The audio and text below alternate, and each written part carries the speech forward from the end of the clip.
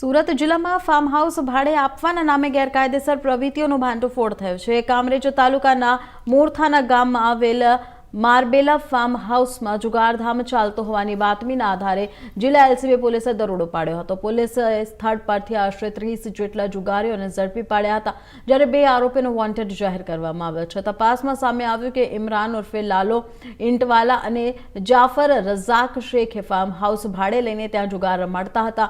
પોલીસે દરોડા દરમિયાન 4.5 લાખથી વધારેના રોકડ, મોબાઈલ ફોન તેમજ મોપેડ કાર અને રિક્ષા મળી કુલ 29 લાખથી વધારેના મુદ્દામાલ કબજે કર્યો છે। પકડાયેલા જુગારીઓમાં મોટાભાગના સુરત શહેરના નાનપર અને લિંબાયત વિસ્તારમાંથી હોવાનું સામે આવ્યું છે।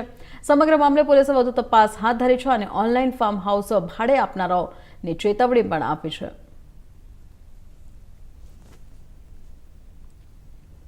રેન્જ આઈજીપી શ્રી સુરત વિભાગ સુરત તથા પોલીસ અધિક્ષક શ્રી સુરત રૂરલ નાઓએ વિસ્તારમાં ચાલતી પ્રોહિબિશન તથા જુગારની પ્રવૃત્તિઓ સદંતર નાબૂદ કરવા માટે આપેલ સૂચના અનુસંધાને સુરત રૂરલ એલસીબી તથા પેરોલ ફોલોની ટીમ અલગ અલગ ટીમો બનાવી નાઇટ પેટ્રોલિંગમાં હતી। તે દરમિયાન તાબાના માણસોને માહિતી મળેલ કે મોરથાણા ગામની સીમમાં આવેલ મારબેલા ફાર્મ હાઉસ ખાતે બહારથી આવેલા ઈસમો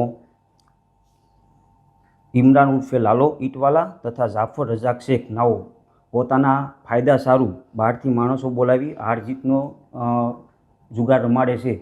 જે અનુસંધાને સદર સ્થળ પર અમારી ટીમ રેડ કરવા જતાં 30 ઈસમો સ્થળ પર પકડાઈ ગયેલ, જેઓની અંગ ઝડપી દરમિયાન 4,25,700 રોકડ રૂપિયા મળી આવેલ તથા અન્ય મોબાઈલ અને વાહનો અન્ય મુદ્દામાલ કુલ રૂપિયા 29,85,600નો મુદ્દામાલ મળી આવેલ, જેમાં 2 આરોપીને વોન્ટેડ જાહેર કરવામાં આવેલ છે અને આ અંગેની વધુ તપાસ કિમ પોસ્ટને સોંપવામાં આવેલ છે।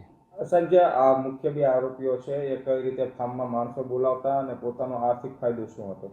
આ જે 2 આરોપીઓ જે છે તે પોતાના ફાયદા માટેથી ઓનલાઈન ફાર્મ બુક કરતા હતા અને બુક કરીને બહારથી માણસો બોલાવી અને પોતાના હારજીતમાં ફાયદા સારું થઈને ત્યાં જુગાર રમાડતા હતા। સર, જે ઝડપાયેલા આરોપીઓનો કઈ ગુનાહિત ઇતિહાસ?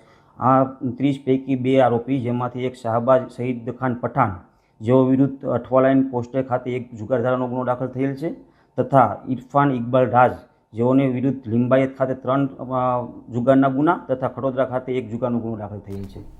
કેસની તપાસ